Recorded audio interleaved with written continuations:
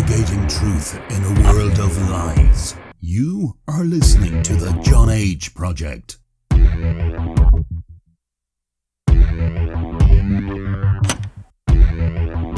Trust no one. Trust no one. Trust no one.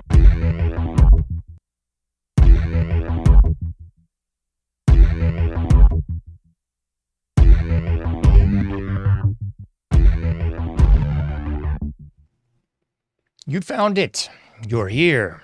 You're headlong down the runaway train that is the Anomic Age, and I am your host, John H. Happy to be back with you once again, taking you into the dark side of the AM and hailing proudly from the coastal plains of the Old North State. I'll be your tour guide this evening as we take a somewhat satirical journey down the path of murder, destruction, mayhem, and the extermination of human life on this planet, a forced march into obsolescence, thrust upon us by a global Luciferian death cult of pedophiles. Check out anomicage.com. If you've not already done so, please like all the likes. Subscribe to all the subscriptions, paypal.me/anomicage, patreon.com/anomicage as well. That's definitely the best way that you can find all things me, contribute to the show, paypal.me/anomicage, patreon.com/anomicage as well. Cash App, buy me a cup of coffee, free iPhone app, free Android app, subscribe by email link, and the free newsletter. It's all right there at anomicage.com. So please consider checking that out and becoming a patron and all that jazz. As I always say, you can take me on the go or wherever you want to go. To the gym, to the pool, out of the country, anywhere. You can listen to the Anomic Age on the go. So, do that.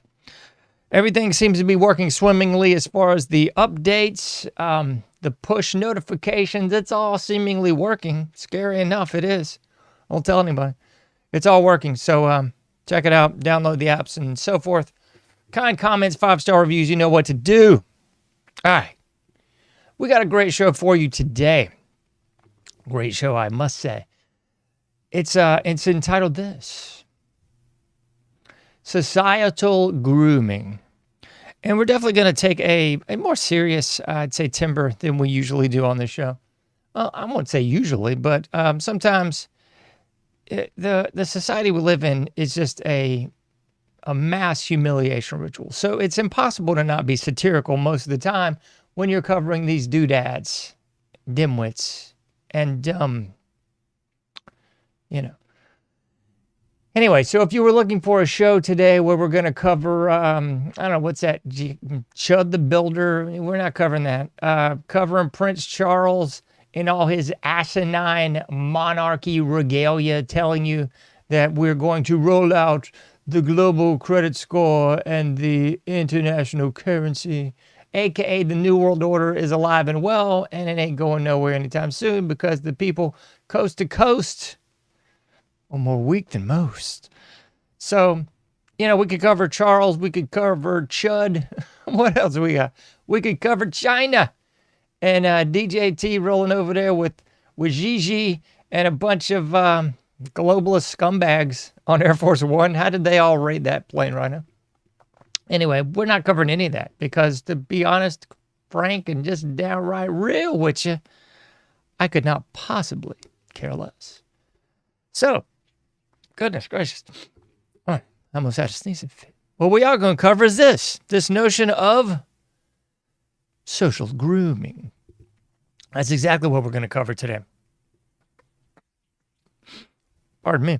And we're not going to cover it through the traditional lens. So I think in the vernacular of Los Estados Unidos, especially in the last few years, it's all become very commonplace in the conversational lexicon, especially with the Epsteins or Steins or Steins. This notion of grooming should be. But you could take it all the way back to in which we're going to connect some dots today to the McMartin preschool from California. You could look at the DC Madam. You could look at the Boys Club, the Nebraska Boys Club from, what is it, like 30 plus years ago now. All of these were uncovering the same things, the same elementals, if you will. But it goes back far, far further than that. So that's really what we're going to tackle today, is we're going to cover the societal grooming epidemic that's been going on for well over 100 years here in the anomic age.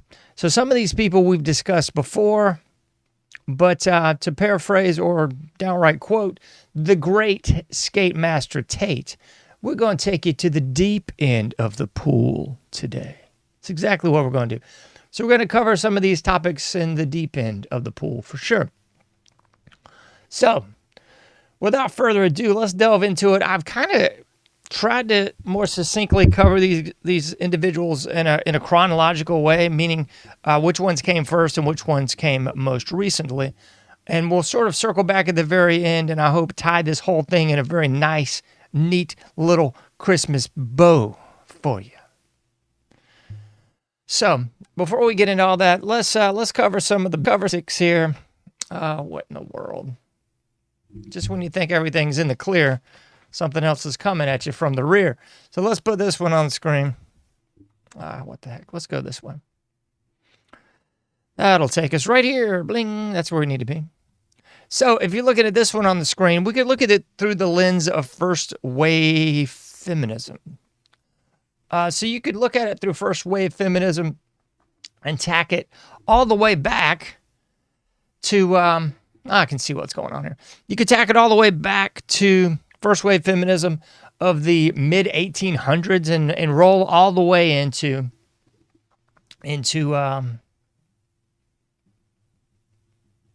the mid to early 1900s. Sorry, I was thinking, what the flip is wrong with this thing? And of course, we don't know. Let me see. Let me just hold on for just a second, folks, and we're going to see what the flip is going on here. Okay, let me see here. Yep, let's take that off. Let's put that on. There we go. It's real funny, folks, that oh boy, I'm not even going to say it. I'm not going to say it, folks. I'm not going to say it. Let's do all the tech support like just live on the show right now. I mean, why not? Why wouldn't we do it live on the show right now? Let's see.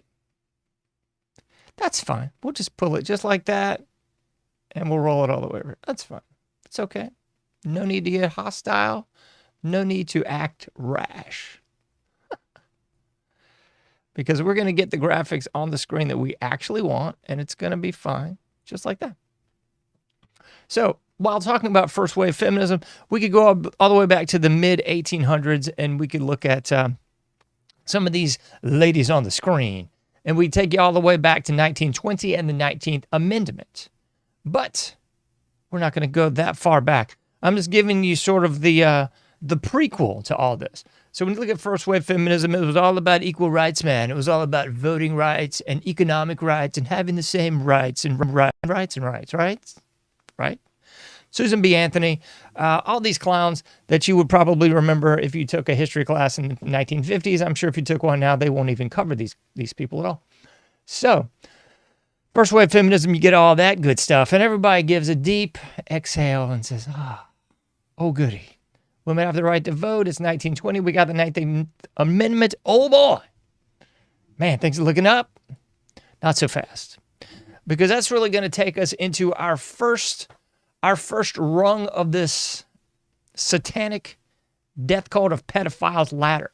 So when I intro the show every week, twice a week, on Tuesdays and Thursdays at 11:30 p.m. Eastern Standard Time, and I say a global satanic death cult of pedophiles, that's not hyperbole. That's not just talk.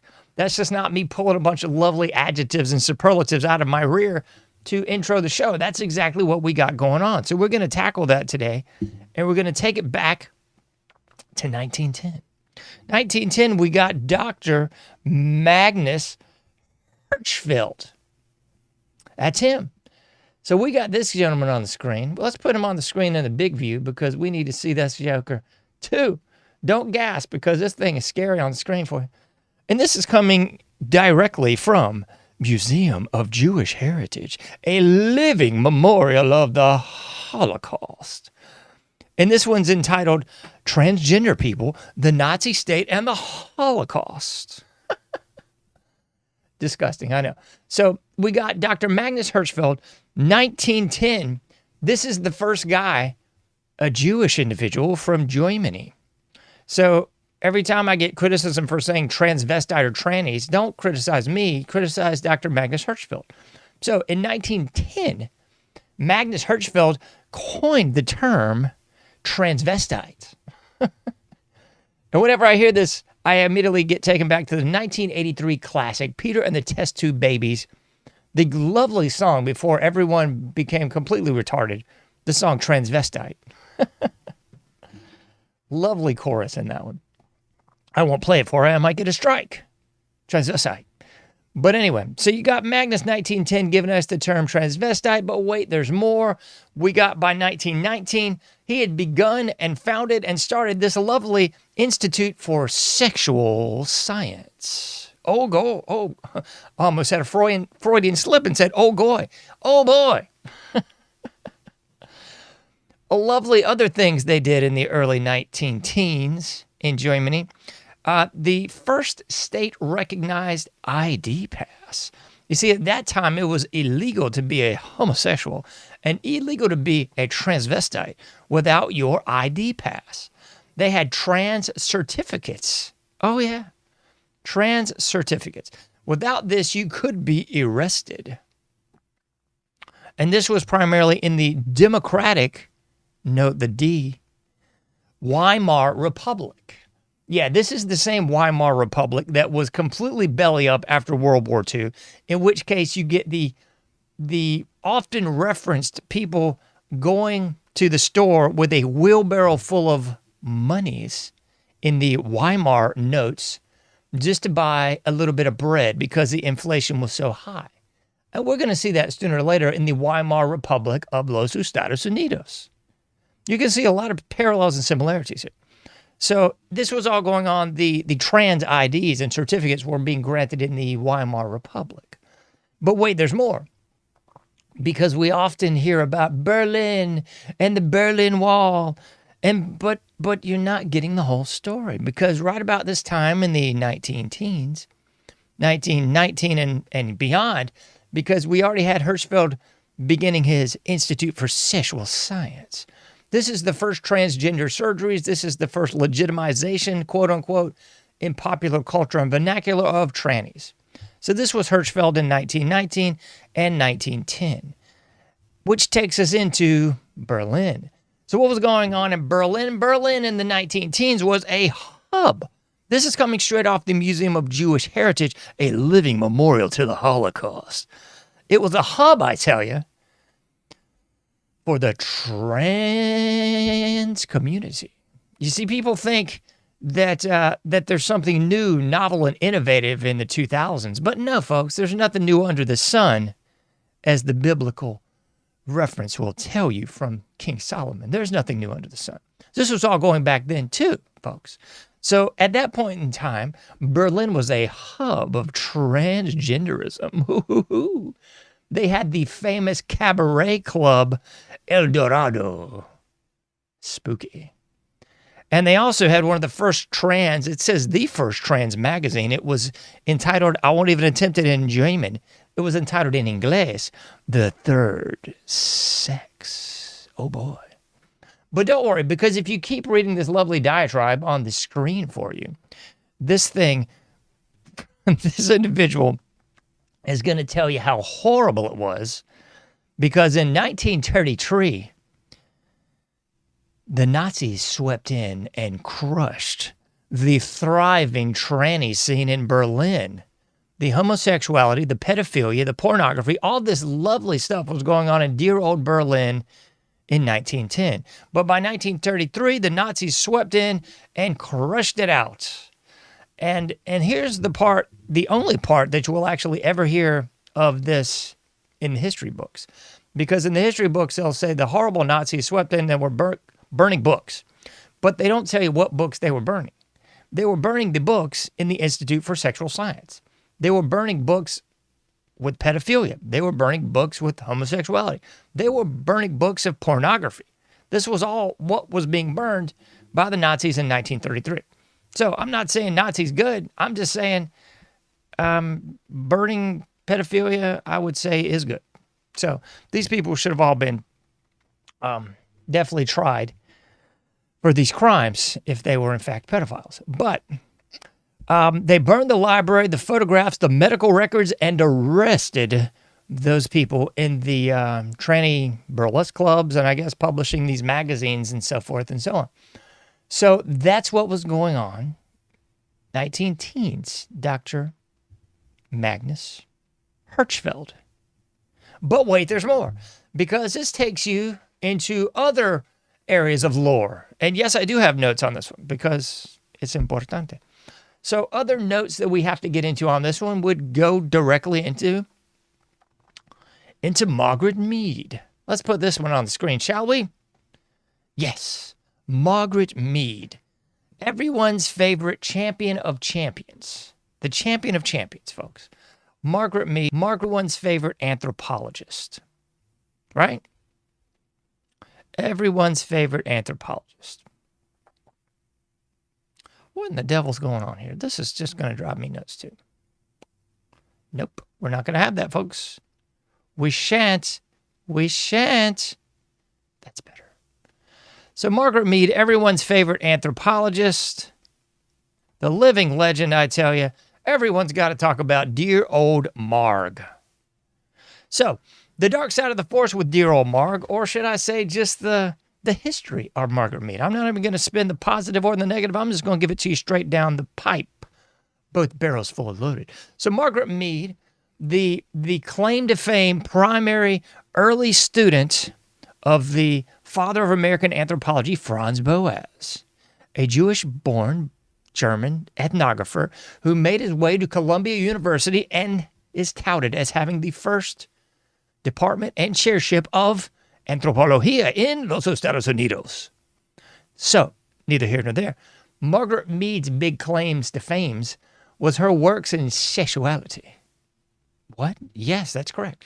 So, the big one, 1928, coming of age in where? In Samoa. Coming of age in Samoa.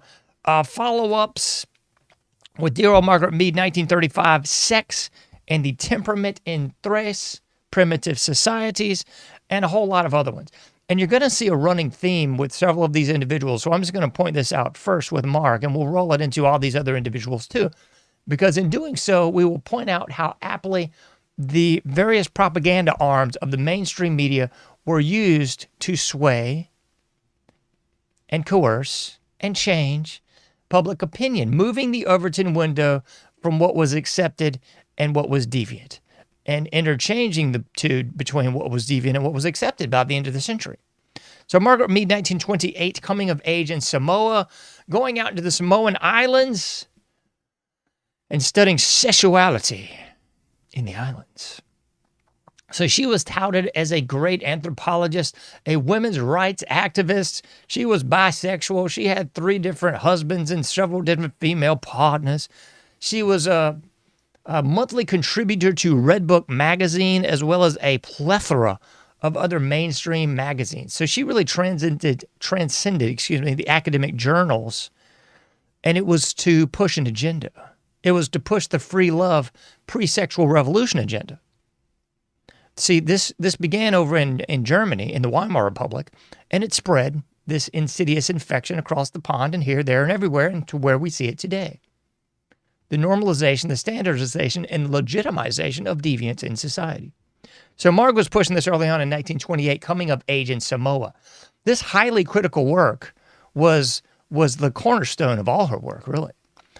If you flash forward about 70 years, 50 years, I guess, and he's still doing it today, I believe, if he's still alive. The anthropologist Derek Freeman basically went out there and did a restudy of her work and said, yeah, it's kind of balderdash. She didn't know the language, she didn't live with the people, and she basically got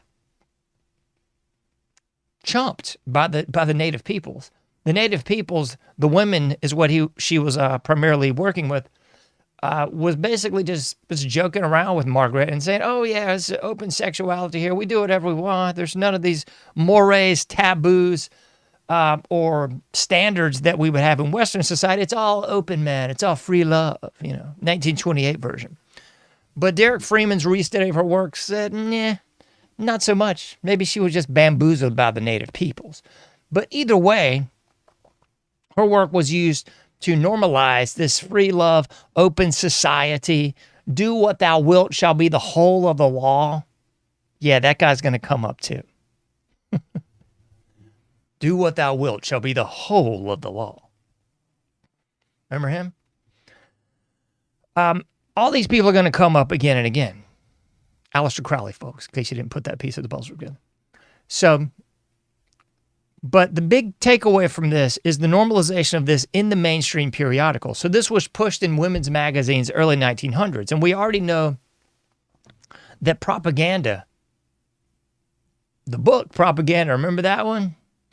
The literal blueprint for all this. Edward Bernays, Sigmund Freud's nephew. Edward Bernays wrote the book Propaganda, which was used to push torches of freedom early 1900s, hand in hand, pun intended, with the women's suffrage movement and the first wave feminism of women's rights. Women need to smoke too. So Edward Bernays had these bimbos out there with their cigarettes in the parade touting torches of freedom. This is emblematic of our liberty.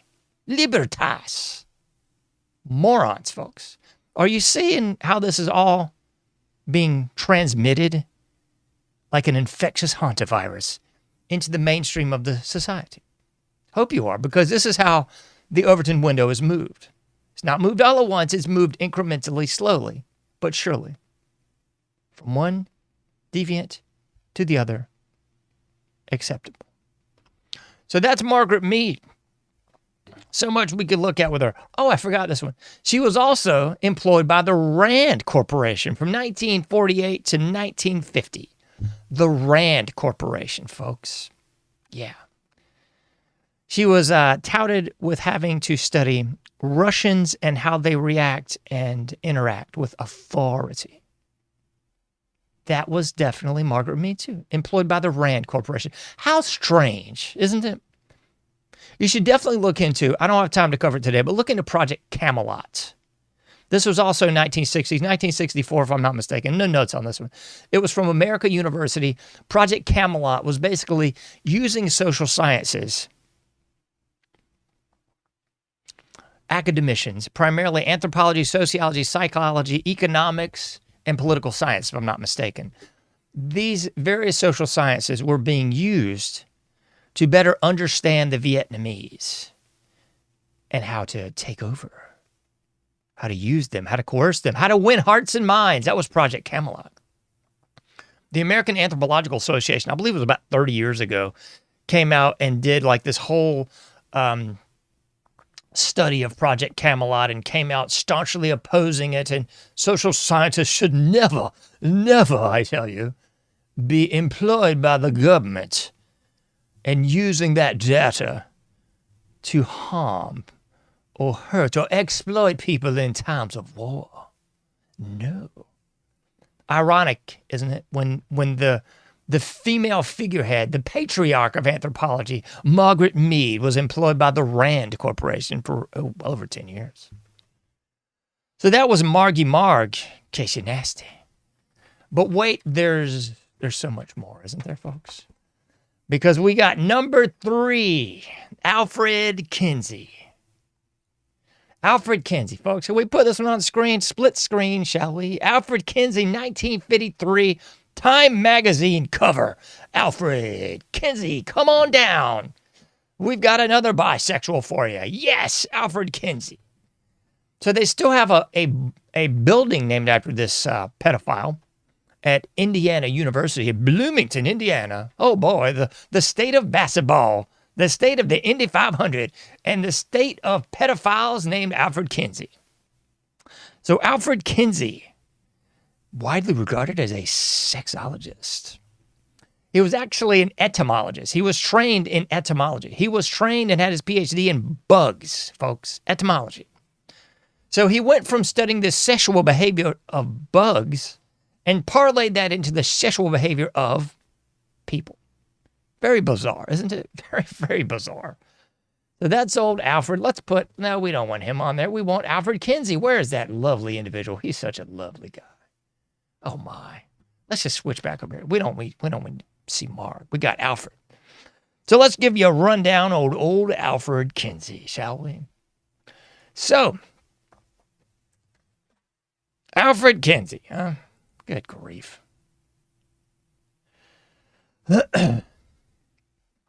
So we got with Alfred Kinsey. His first big thing was 1926. Oh, not his first big thing. His first big thing, 1926, he authored a textbook for high school students entitled Introduction to Biology, in which he pushed very heavily evolution. Oh boy, 1926, and we're pushing evolution to high school kids. What do you think that's going to do in a matter of 30, 40, even 50 years? You think that's going to move the Overton window just a little bit? Yeah, that was Alfred Kinsey, 1926. And he didn't just do it at a glance. He did this wholeheartedly, whole hog, if you will, pushing evolution to the high school students. As I always say, K through indoctrination, college, university, weaponization. Yeah, Alfred Kinsey. So, and like I said, he wasn't pushing this sort of on the ad hoc level. He was actually demeaning people that didn't believe in evolution. How dare you not believe in evolution? Oh boy. By 1933, you see these dates are paralleling quite well, don't you? Weimar Republic, Margaret Mead, Alfred Kinsey. 1933, he first discussed sexual practices with a colleague. And at the time, he was studying the gall wasp sexual practices. And by the end of 33, he'd come up with a Kinsey scale, 0 to 6, 0 being heterosexual, and 6 being homosexual. These were purely hetero, purely homo, and in betwixt and between, there's somewhere in the middle. You could fall. What else we got? 1935. He was definitely picking up steam, and he was leading talks discussing, the ignorance of sexual structure and physiology. That was the problem, you see. Everybody was just ignorant. And you see this running theme in the cult of academia, K through 12 indoctrination, college, university weaponization, where they love to talk down to the plebs. They love to talk down to the plebs. It's the old technocracy thing all over again. You see, the plebs are just too stupid to understand, but luckily the academicians are there to talk down to the slave class and bring them in the fold and move that Overton window over there. That's the game plan, folks. So, we got Alfred Kinsey.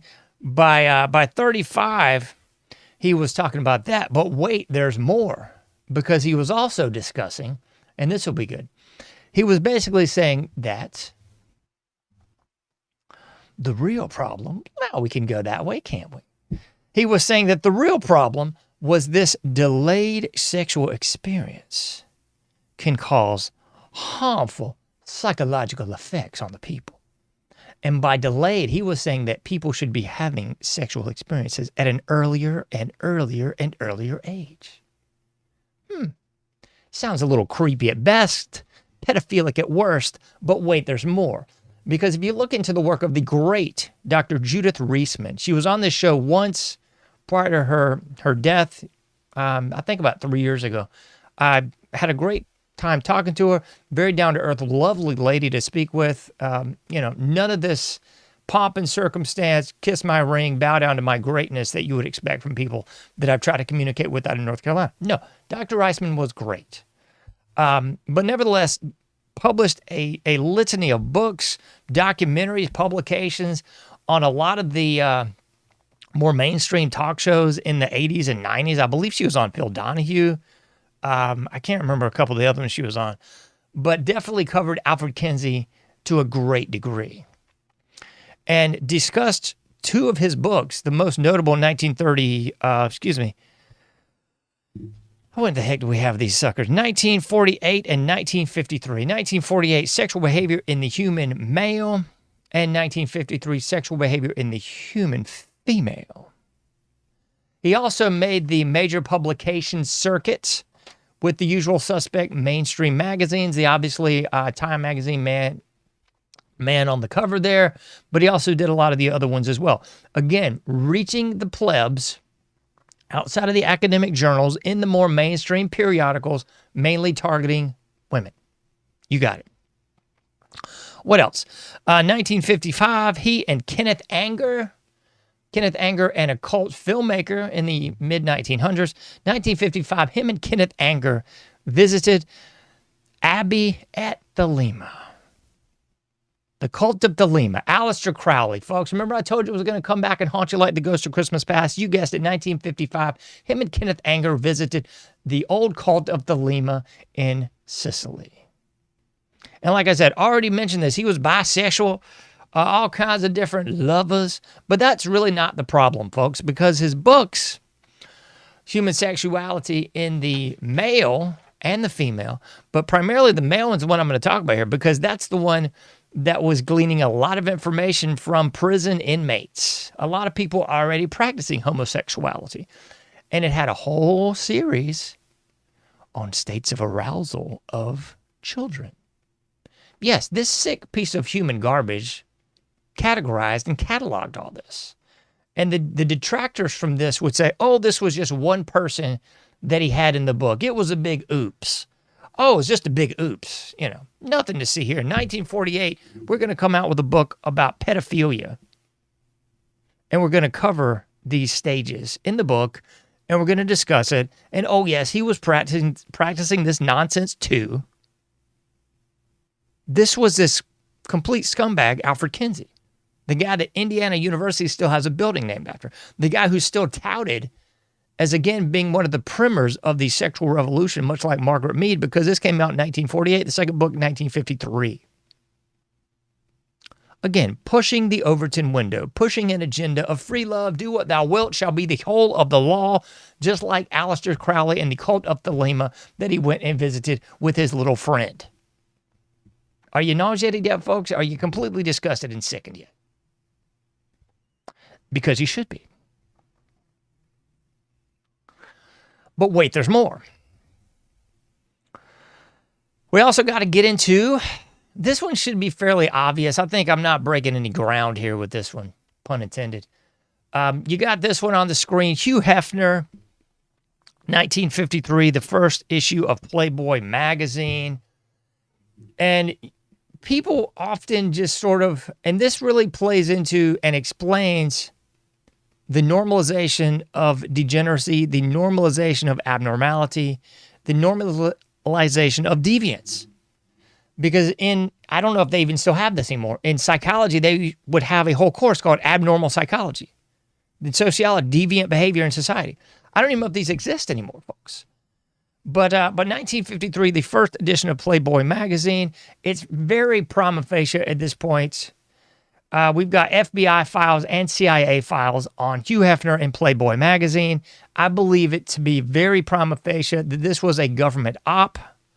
This could have been the front runner to Jeffrey Epstein and his little St. John Island, because with this, you had all of the same hallmarks.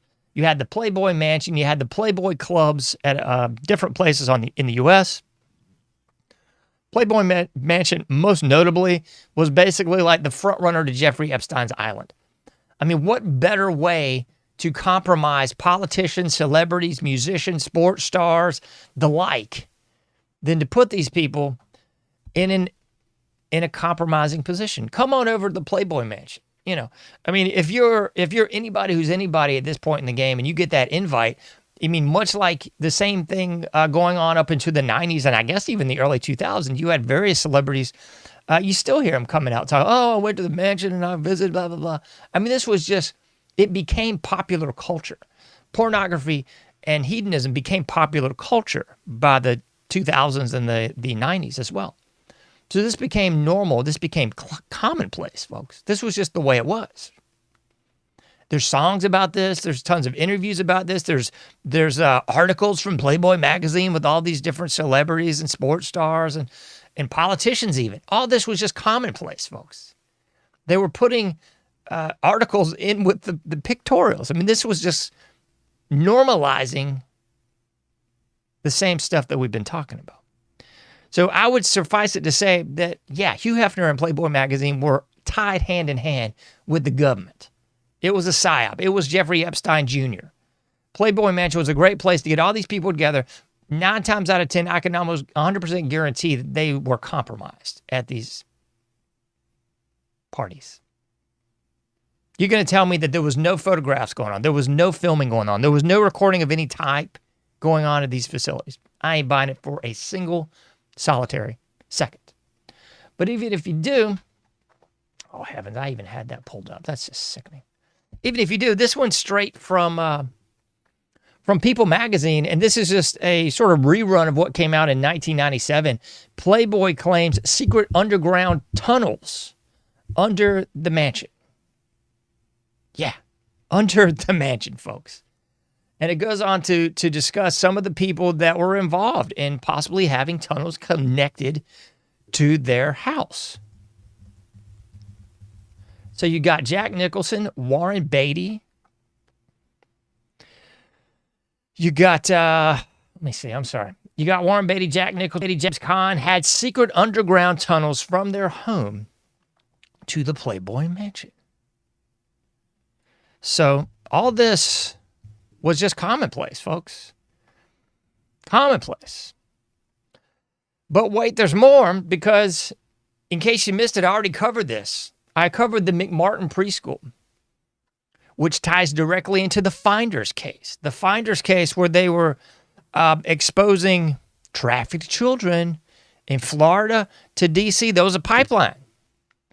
FBI files were just released, I believe it was like 5 years ago. The McMartin preschool and the Finders case. The Finders case and the McMartin preschool. So the McMartin preschool was in California, in which they claimed, and this was highly touted and investigated by Ted Gunderson, who was the head of the FBI in California at the time. He went back after the place was torn down, of course. Always the crime scene's always destroyed. Went back, did archaeological investigations, found the tunnels, found the evidence of what the children had claimed. Underground tunnels.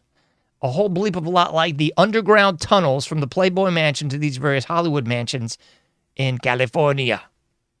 But don't worry, there's no trafficking going on. There's no pedophilia. There's no children being harmed at all. This is just normal. This is commonplace, right? So the Finders case, again, trafficking children on the East Coast. Primarily this was in Florida and D.C., but certainly not exclusively to those locales.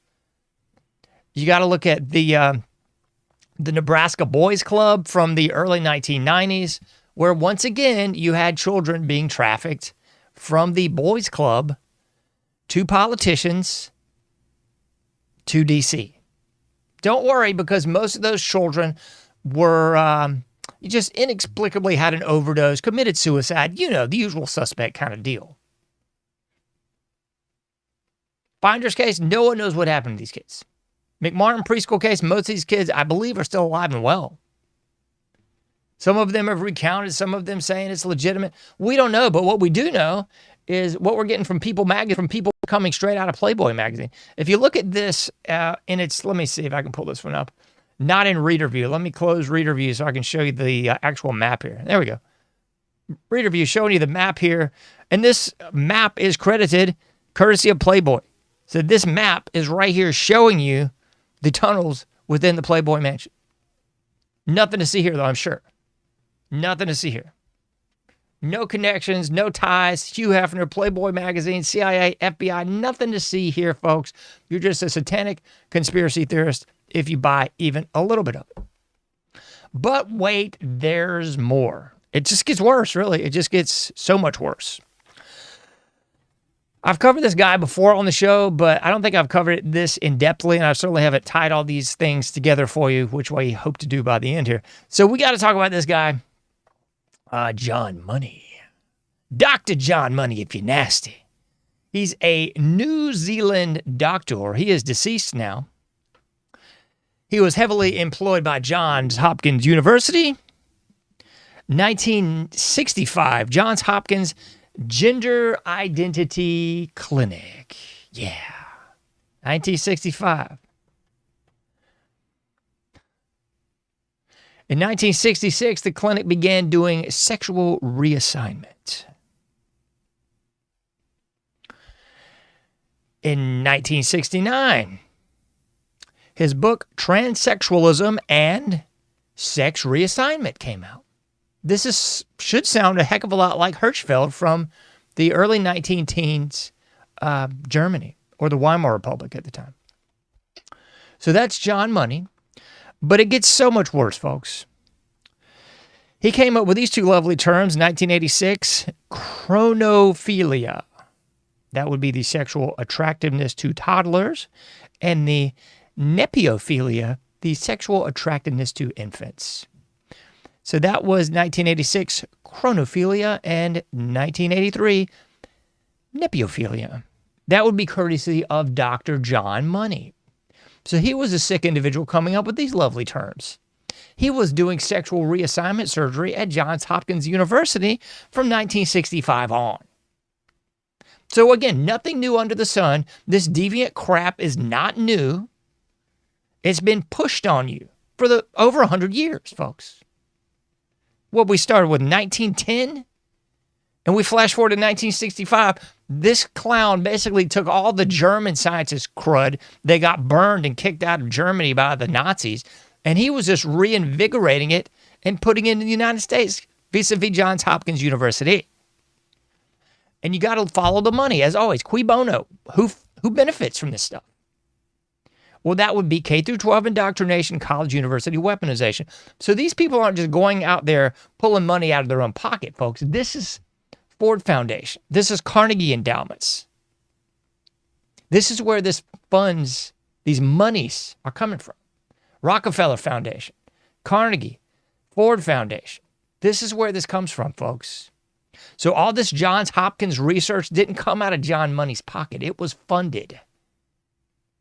It was funded to push an agenda, to move the Overton window, to change the paradigm from deviant to normal. But here's where it really gets disgusting. Because you had twin brothers from Canada. You had Bruce and Brian Reimer. Bruce and Brian Reimer in Canada. I believe they were born in 1965, I believe. Anyway, so Bruce was getting a routine circumcision. This is hard to discuss, folks, but it's only going to get worse. When the cauterization method basically cut off his member. So during a routine circumcision, Bruce basically was irreparably harmed, folks. He lost his penis as a baby. Don't worry, because John Money comes in, meets with the parents, and convinces them that what needs to happen is he needs to go through and just have a complete castration and get on some hormone therapy and become a female. Oh yeah, it gets so much worse. So the parents go along with the gag, and Bruce is castrated, put on hormone therapy, and passed off as a female until he's about 14 years of age, in which case his parents finally break the news to him after 14 years of torment and hell. Because clearly, I mean, just imagine this, folks. He's going through the public school system. He's going through all this. People are making fun of him. He's getting bullied right, left, center, and otherwise. The whole time, he doesn't know what the flip is going on. But it gets catastrophically worse because John Money forces these two brothers to view pornography at age 5 and 6 and to practice. Well, there's no other way to pull it. This guy engages in pedophilia with the two brothers, forces them to become naked and I'll just say simulate acts on each other at 5 and 6 years old. This is what's going on in America. John Money, Johns Hopkins, Gender Identity Clinic. Same sort of stuff from the Weimar Republic in Germany. Same sort of stuff going on in the Indiana University Alfred Kinsey studies. Same sick nonsense, folks. This is just happening in the 1960s.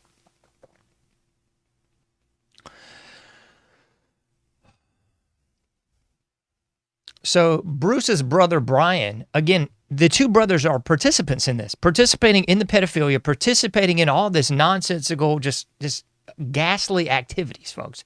So the brother, Brian, commits suicide by an intentional overdose in 2004. And that same year, after the age 14, Bruce rejects all this femininity. He takes hormones. He goes through a mastectomy. He tries to live a normal functioning life as a male because that's what he was all along. He rejected the female identity from the jump. Dr. John Money tried to say, oh, everything was great. Everything worked out fine. He was publishing articles on this sick nonsense saying it was great. Of course, to normalize this agenda for the general public to get more people in the cult to cut off their wee-wees. Okay? That's what's going on here. So by 2024, Brian commits suicide, and not too long after, his brother, who went through the castration of the whole 9 yards, Bruce, also commits suicide via shotgun. His wife ended up leaving him. He lost his job. He lost everything. He had to quit school because of the ridicule and bullying. But it was actually 1997, John Colapinto from Rolling Stone, and this is 1997. I'll put this on the screen for you. This is when this article first came out. It was kind of the expose piece exposing John Money and exposing just this horrific nightmare that these two twin brothers had to go through at the hands of this pedophilic criminal. Just a complete nightmare here, folks. So that will trace us all the way into 1997. And thankfully, I'll go ahead and say this. You can like it or don't like it. Alfred Kinsey's dead. Margaret Mead's dead. John Money's dead. Hugh Hefner's dead. All the scumbags that we just talked about are dead. Oh, it goes without saying, the first Jewish scientist, he's dead too. Hirchfeld, dead. So all these people that were pushing these dastardly deeds, these nefarious agendas for well over 100 years have all gone out to pasture. But the dark side of the force is their agendas have not. 1910 to 1997 and beyond, this mess has been promulgated, normalized, standardized, and subsidized. Subsidized by who, John? Subsidized by you. Subsidized by the taxpayers. Subsidized by the Carnegie Endowment, the Ford Foundation, the Rockefellers. Subsidized by your tax dollars. Let me underscore that again.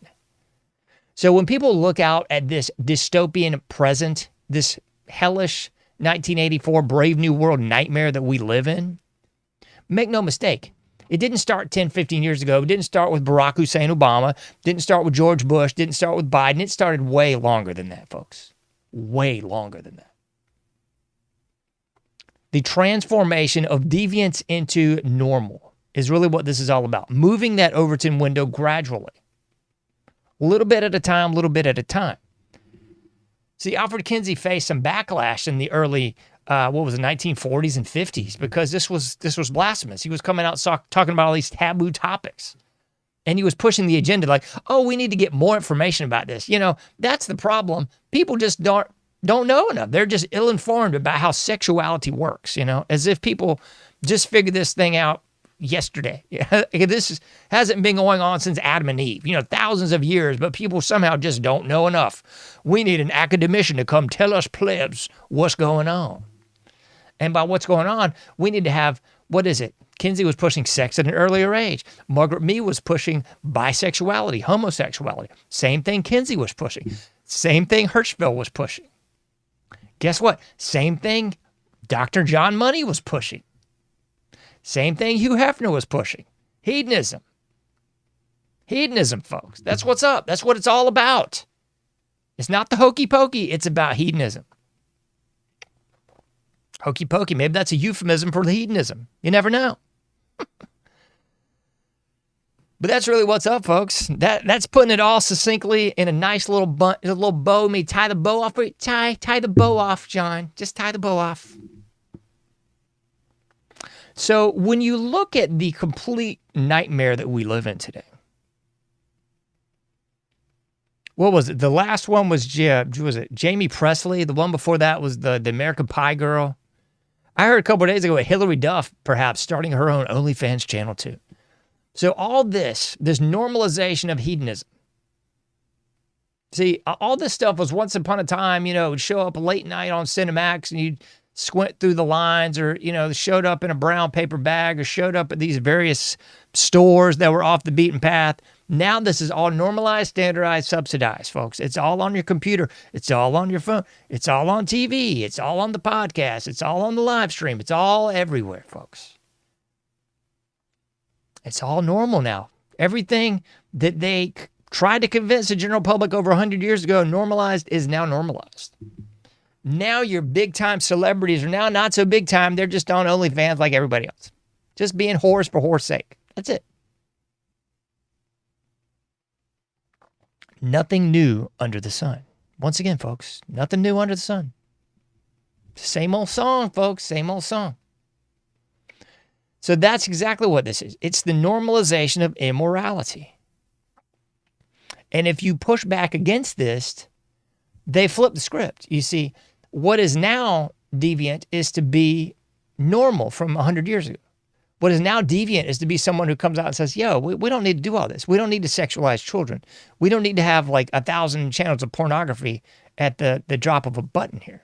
We don't need to have just everything and anything sold as sexualized. That's not good. But, then you're a square, then you're abnormal, the normal word of hedonism. That's really what we're at. We're at Sodom and Gomorrah has been normalized. So if you dare speak out about the homosexual agenda, well, you're just a square, man. That's conservative, right-wing thinking. You must be one of them Trump supporters. No, I'm just a normal human that thinks this is terrible. That's what this is really all about, folks.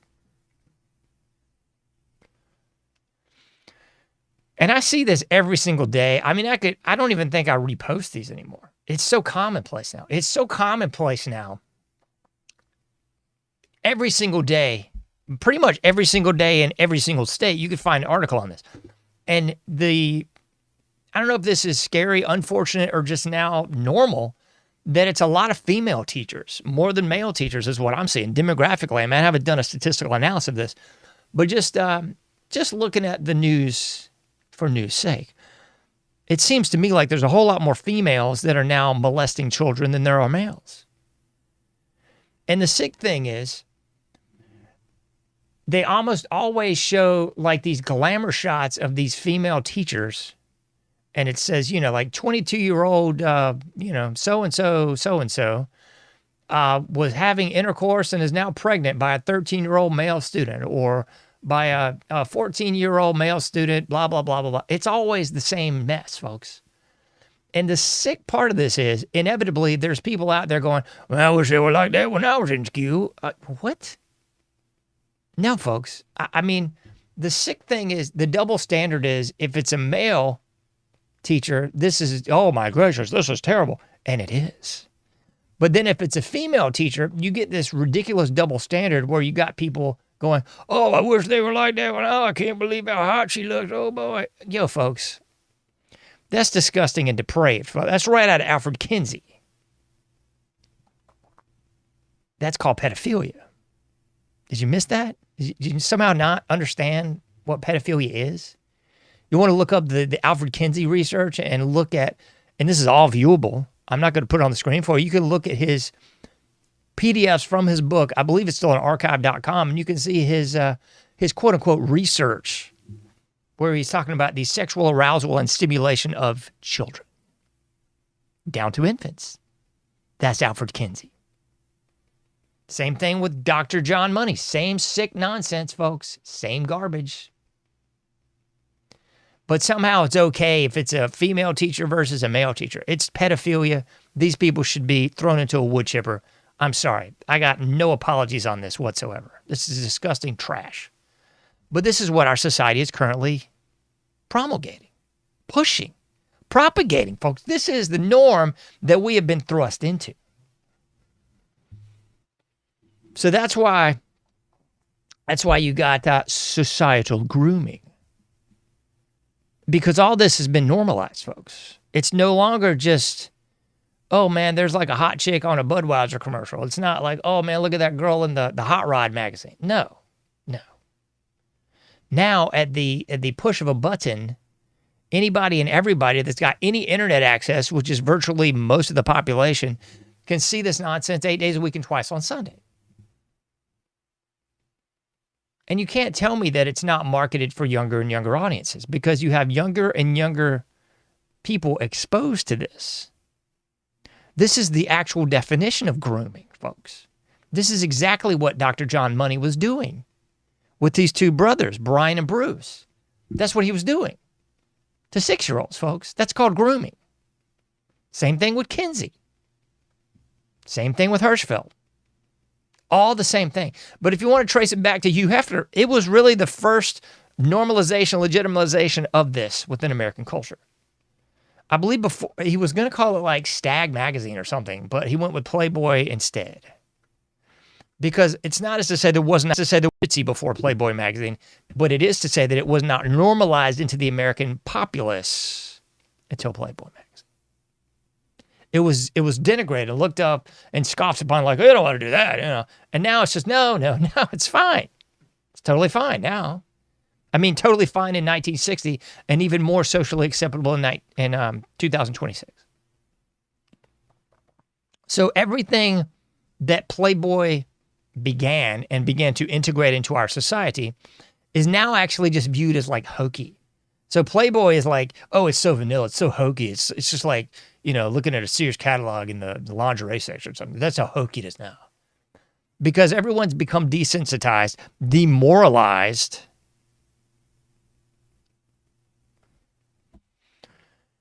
and just accepting of the degeneracy. It's normalization, folks. It's social grooming. So you can look at it through the sort of myopic lens as it's only happening to children, but that would be incorrect and only half true. Because the grooming has gone on, not just with children, but with the society at large. Society at large is where this is really affecting people, folks, because you got to go way back.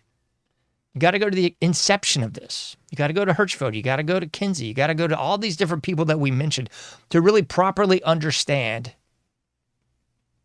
how this works. Because culturally, societally, we have been groomed as a nation since Hirchfeld. Somebody saying, that wasn't here, that was Germany, John. Folks, please understand, everything that came out of Germany came here. Operation Paperclip, the rat lines, that's just the obvious stuff, folks. That's just the obvious stuff. All that critical theory, all that lovely stuff that everybody was talking about 10, 15 years ago, that came out of the Frankfurt School, Frankfurt, Germany. The word kindergarten means child garden. All the tenets of our public education system that we loathe today, well, not all of them, but a lot of them came from the Frankfurt School. All that critical race theory, critical gender theory, critical up your rear theory, Frankfurt School.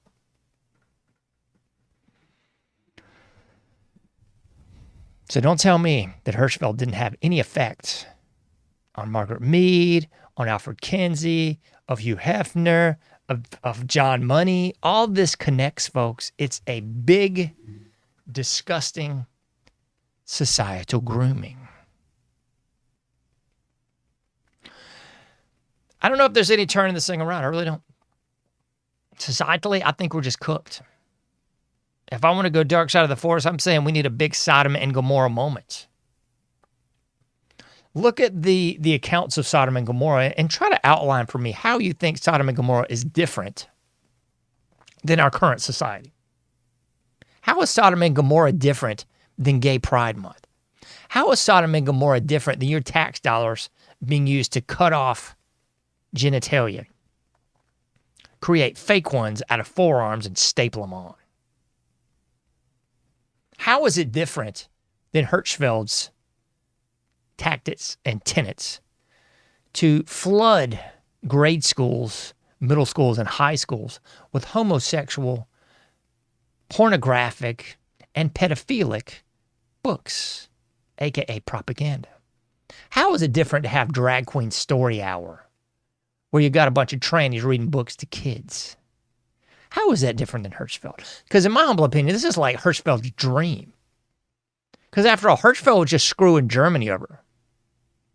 At this point in the game, it's the whole 50 states, contiguous and otherwise, getting screwed over, metaphorically and literally, by this satanic societal grooming agenda.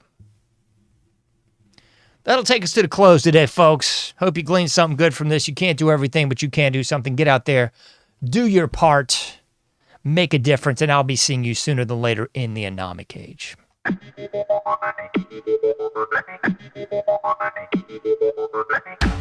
Thank you for listening to The Anomic Age, a John Age project. For past shows, further info, and to comment, go to anomicage.com. That's ANOMICAGE.com. Till next time, thank you for listening to The Anomic Age.